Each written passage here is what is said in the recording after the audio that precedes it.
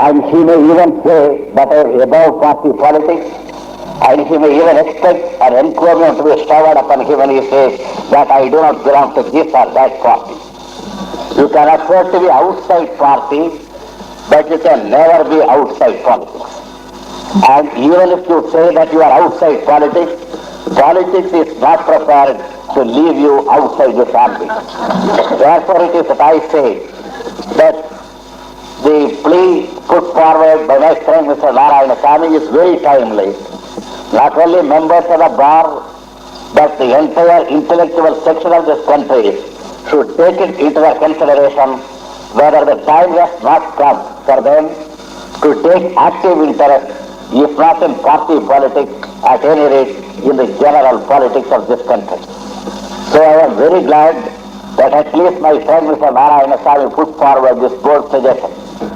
Perhaps it is due to the fact that he is my friend.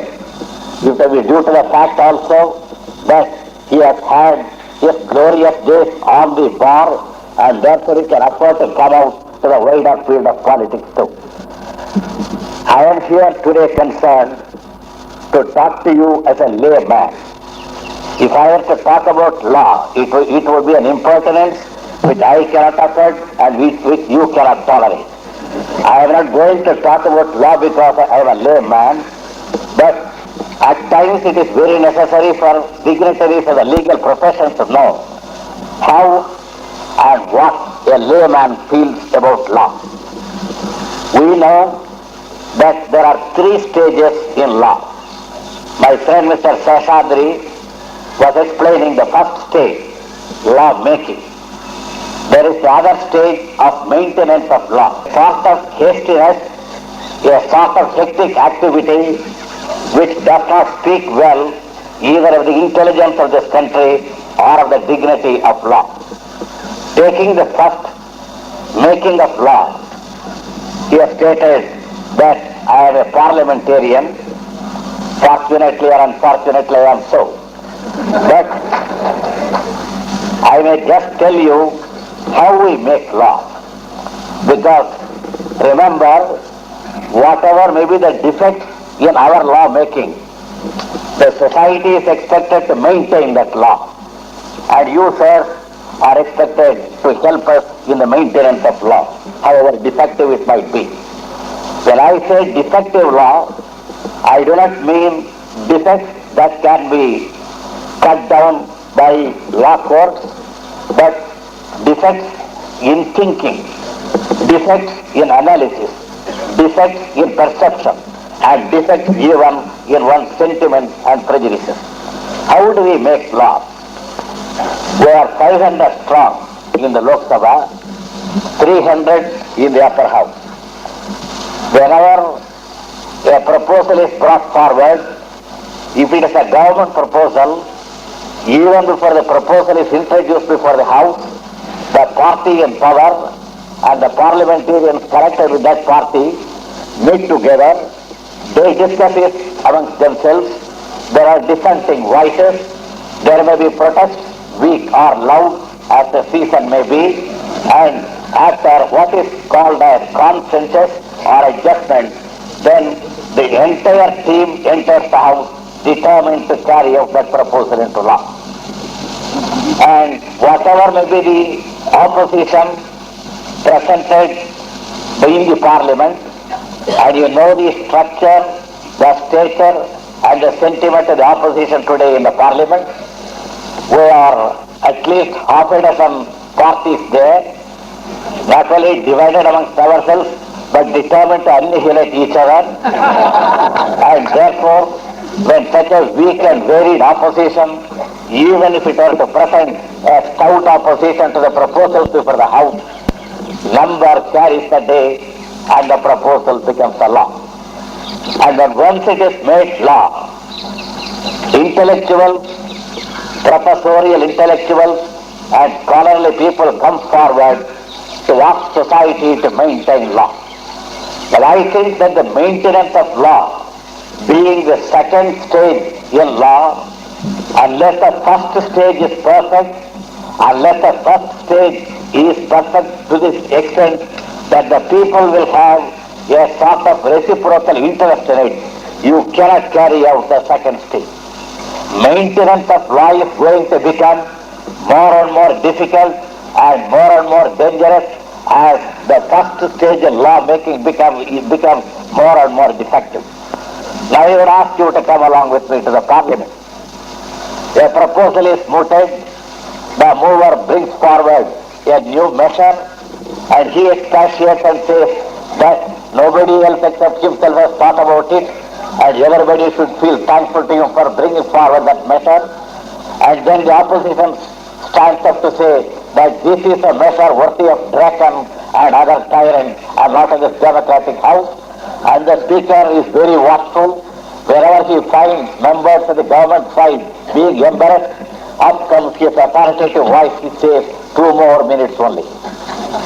And then the opposite member, when that voice, stentorian voice of the speaker announces that there are only 2 more minutes, he forgets the proposal and he is reminded of his constituency, and therefore whether there is relevancy or not, he talks for the other 2 minutes about his constituency and then he sits down, comfortable in the thought that the next time he meets members of his constituency, he may point out those 2 sentences which he has made his constituency and say, well, re-elect me because I have spoken about you. This is how laws are being proposed and carried out there. I was reminded when my friend Narayana Swami was talking about fundamental rights. I may tell you, I have had the occasion to hear the then law minister, Mr. A.K. Sen, defending emergencies and defending also ordinances and defending the Defense of India rules as eloquently as he is today defending fundamental rights last week, which shows that there are lawyers and lawyers, that even lawyers, eminent lawyer as he is, even when such a lawyer is called upon to occupy an office, when he is asked to occupy a place in the cabinet, he forgets that it is his duty to give an exposition of law and not merely to maintain authority. But I was present in the House when the former law minister A.K. Sen was defending the DAR. He was telling that the interest of the country is foremost. And when the interest of the country is foremost, nobody should question about individual rights and fundamental rights and human rights. Human beings are individual stuff only next to the interest of the country, and therefore it has become necessary for the introduction of the Defense of India rules.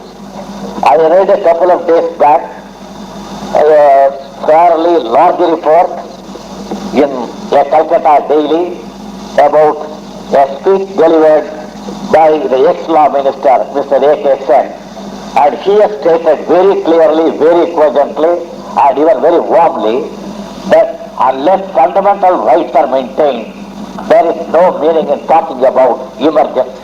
Emergency or no emergency, the one emergent factor today is restore fundamental rights, which may perhaps mean restore my former position unless you can afford to have my opposition to this DAR. That is the second stage which I mentioned, maintenance of law. If law is being maintained unmindful of individual rights or fundamental rights by people who occupy seats on the cabinet, well, the stage has now come when you should come forward to give a studied opinion about law as it should be and not merely confine yourself to law as it is. I know that members of the bar and the bench in this state of ours have got such a legal acumen that they can give a faithful interpretation of law, in which I don't think that many from this country or outside can compete. We have got some of the best jurists in this country. We have got some of the best interpreters of law in this country. But they are concerned not with law as it should be, but with law as it is. I know many a presiding officer in a court, after pronouncing judgment, when he enters his house, he may think that he has done something wrong. Wrong not according to law, but according to his own conscience. Therefore it is that we should equate law with justice, law with political consciousness, law with ethics, and law with our own conscience. How to achieve that is a very difficult problem, but however difficult the problem might be, unless we solve that problem, we are not going to succeed in maintaining law. Why do you think that hundreds and thousands of people on a particular day come forward to defy law? Don't they know that we have got a powerful police force? They do know. Don't they know that there are penal codes? They are aware of them. Are they not aware that there are presiding officers who will look to the paper or not even to the person when they pronounce judgments? They are purposefully aware of that. And yet, as the old adage says, necessity knows no law. Necessity, whether artificial or created, necessity, whether spontaneous or inculcated by political parties, whatever may be the adjective or that you might qualify it with, necessity knows no law. Therefore, our purpose ought to be to make the people have a spontaneous dignity towards law.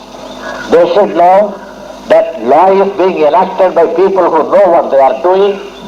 They should realize, they should be made to realize that no law has been hastily passed. All the pros and cons have been discussed, that the law has been passed for the common good, as my friend Seshadri was kind enough to point out. And when once people realize that law has been created for their benefit, for the common benefit, please believe in me when I say that our people are the most law-abiding in the whole world. But today we find laws being brought forward and passed in legislatures and in parliament in the wink of a time. How many times have we amended our Constitution? Constitution is the most sacred legal document that we have produced. It is the bedrock on which our entire political system and our political future is expected to depend. And yet, whenever there is a new session of Parliament, you will find a short note in the dailies that there may be an amendment to the Constitution. Simply that. For what? Only the next note will explain. Why? The third note will explain. And before you finish the third note, the amendment will be brought forward and carried, because today we have got not lawmakers as they ought to be, but lawmakers as they ought to be. My friends were telling that the level of lawmaking should rise. No level could rise unless society's level itself is risen. Because even a parliament, though it may be the supreme political body, the supreme legal body, and sometimes the supreme judicial body too, even that body cannot attain perfection, cannot attain a high level unless it reflects the high level of society. And when my friends Seshadri and Narayana Swami were telling me that members of the bar are not represented there, members of the bar have not taken active or enough interest in the politics of the day, how do you expect the level of the supreme political body or the supreme legal body to be very high? You expect too much or you expect the impossible. Therefore, if we want that democratic legislation should attain at least a level of dignity which an imperialist government was able to maintain, we should see to it that we do not rush through legislation. We should not brush aside opinions coming from the opposition, even if they are weak and vacillating. I will give you one instance to prove this, to illustrate this, not to take you into the realm of party politics. Now the present Madras government have announced through the Chief Minister that they are going to do away with land revenue as a whole. a very welcome measure. I personally feel the party to which I belong feels like that, and most of the people in this country also are thankful to that measure. But I am not concerned with the politics behind that measure. I am not concerned even with the political ethics of that measure, whether it is political ethics to announce such a measure on the eve of an election. We shall reserve that for other platforms. But I would ask you to remember that the Madras government through its chief minister has announced not remission or reduction, but doing away of the land revenue as a whole. If that is the studied opinion or the decided view of the Madras government, we should be in a position to find out that the present government is thinking along these lines 6 months before, 1 year before, 2 months before. No. The contrary is the truth. Some 4 months back, members of the opposition, when they brought forward a motion, not for the abolition of land revenue, but for the reduction of land revenue, the Chief Minister of Madras, who has now given this princely award of taking away land revenue, he stood up to say that anybody proposing either reduction or abolition of land revenue does not know what he talks.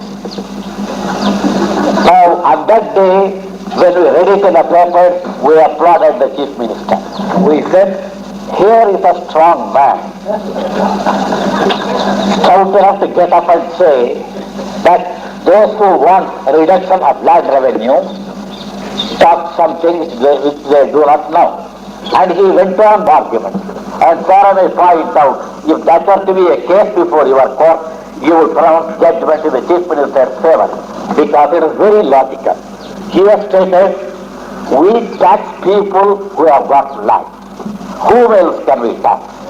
If you want us not to tax people with land, whom do you want me to tax? And members of his party stood up in amazement of God and say, what a fine logic our Chief Minister has got. And members of the opposition were cowed down because they thought, well, after all the Chief Minister is saying that he is taxing people with land, who are we to question his wisdom?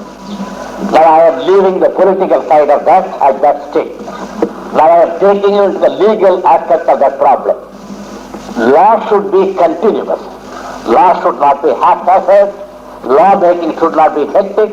It should not be what has been termed by Professor Lasky as apoplexy at the center and anemia at the extremes. People not thinking at all about law, and lawmakers having fits of law, making new laws as they think that they should have.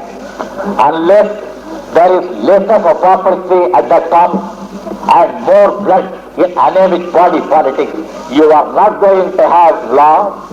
And what laws are presented to the members of the bar and to the bench, I know gives them such an amount of headache that they think that it would have been better if they had been consulted before these laws were being framed. That is why in the High Court of Madras, some of the clauses and sections of laws passed have been struck down. And what is the people thinking when a particular clause or a particular section in a law enacted by the Madras legislature is being struck down? People, because they are not well versed law making, and in the democratic process through which law is being made, they take up the paper and say, oh, this is the judgment from that particular judge. He is not such a good friend of so and so. Therefore he has struck it down. And if another gives another judgment, people untutored, ignorant, I admit, but they say, this judgment is because so and so is related to or attached towards so and so because of this and that. I don't want you even to fill up the blanks because it will lead you to ugly conclusions. But people today do feel that the court should be the custodian of not merely interpreting law, but even rectifying law, because they know our lawmakers, they know the equipment that our lawmakers have got. As my friends have stated, the political profession is the one profession wherein no certificate is required, no credential is offered, no equipment is required. The lesser of it, the greater the position you attain. To become a lawyer, you have to pass through the law college. Sometimes nowadays people do really sit in the law colleges. In our days, they merely pass through the law colleges. Therefore, I say passing through the law colleges. Nowadays, they are expected to sit through, and after getting their law degree, they have to sit at the feet in the old traditional way with a senior lawyer, pick up his legal acumen, not his gesticulations alone, and equip themselves with all the legal niceties, build up a practice, and before he is known as a reliable lawyer, he gets grey hair. That is the legal profession, if it is attained success.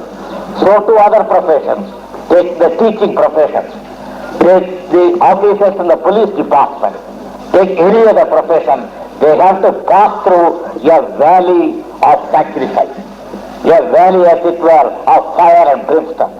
But the one valley wherein, the political profession wherein nothing is demanded of you except the art of meeting people and smiling at them, whether you are happy or not. You should know the art of smiling, whether you feel happy or not, and if you succeed in that, you get yourself a place in the politics of the day. Now, that is not how the political profession should get a nobility of its own, because democracy is such a delicate machinery. Democracy is such a machinery which is beset with various dangers, that unless, as my friend very correctly pointed out, democracy, unless it is equated with meritocracy, not equated with caste or creed, religion or money, but meritocracy equated with equipment and service. Unless democracy is not equated with mediocrity, we are not going to have laws which can be spontaneously obeyed by the people. Nowadays, wherever a law is being passed, people who may be generally termed as people who are enemies of social cohesion, they are able to find out loopholes in law. Loopholes in law, a paradox in terms, because law means that it creates such an amount of climate that everybody will think that justice is meted out to him. But if we talk about loopholes and vagaries of social enemies, how it will withstand time and factors connected with time.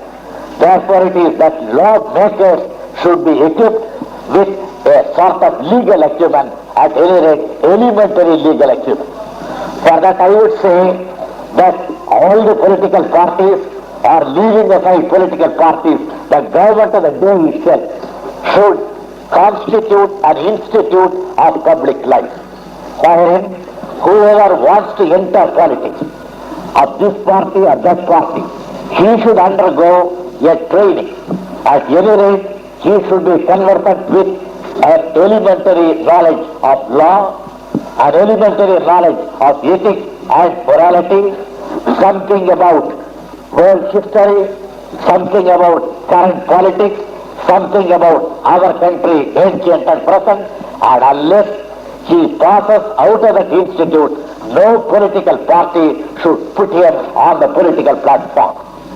If either the government or political parties amongst themselves create such a convention, they cannot make politics become a noble profession as it is expected it to be.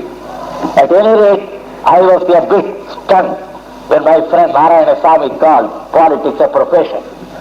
It is not even a profession. That is the most pathetic part of it. It is a hobby for some, it is the accident of others, and it is fortune hunting for a good many. If at any rate politics has become a profession, one would have equipped himself for that profession. Therefore, my plea before this august house would be that you should persuade the government of the day and the government of tomorrow to constitute an institute of public affairs or public people people who want to enter the political arena of this party or that party. After entering political parties, then what I have previously stated, smiling without happiness, meeting friends and making no enemies, all these things can be considered, but the basic equipment ought to be that he should equip himself with at least the rudiments of all these things. Now, the lack of such a rudimentary knowledge is the base of not merely politics, but even of democracy itself. Because believe me when I say that our country is not safe today for democracy. It was a former president of the United States of America, Woodrow Wilson. He said that we should make the world safe for democracy. Taking that from him, we may conveniently say that our country today is not safe for democracy. Unless we make this country safe for democracy, we are making ourselves to be led to a disaster in politics.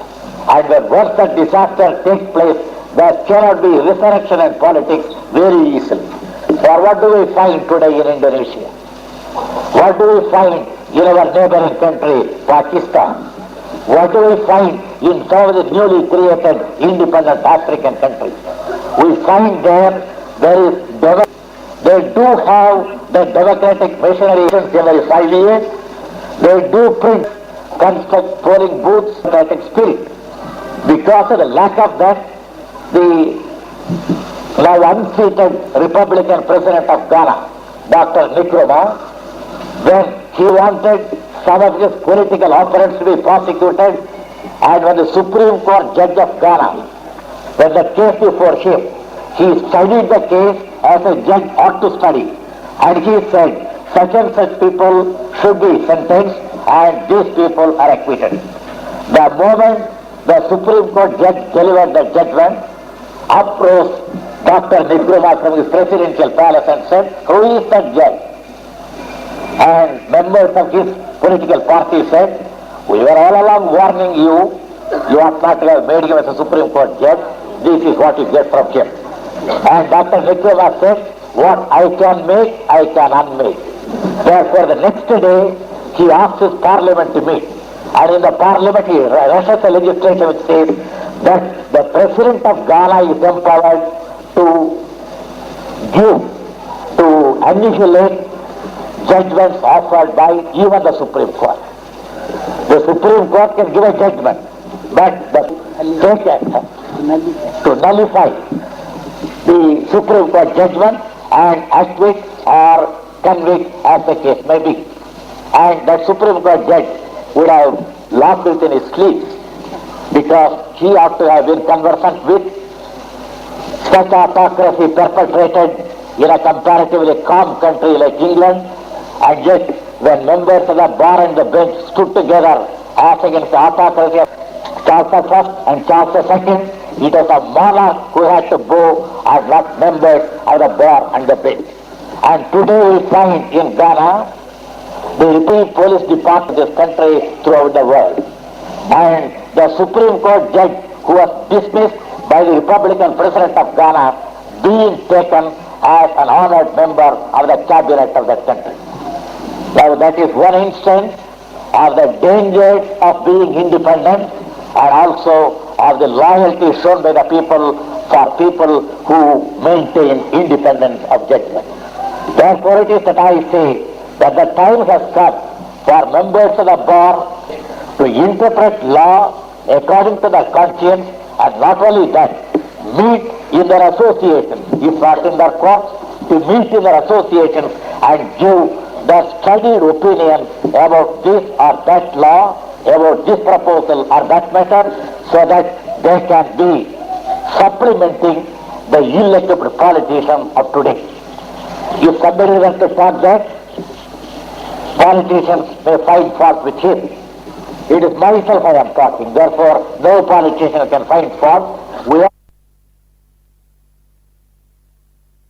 give that. Make bold to say that such and such rules and regulations ought to be altered. Process at least after the case is over. If not in the court, at least outside the court. if not yourself, at least through men like me. Study the legal system justice of Madras, having some nice and kind words about the legacy of the British people as far as the legal system and the system of jurisprudence is concerned. Nobody doubts about that. But a time has come when we should process of law as it were.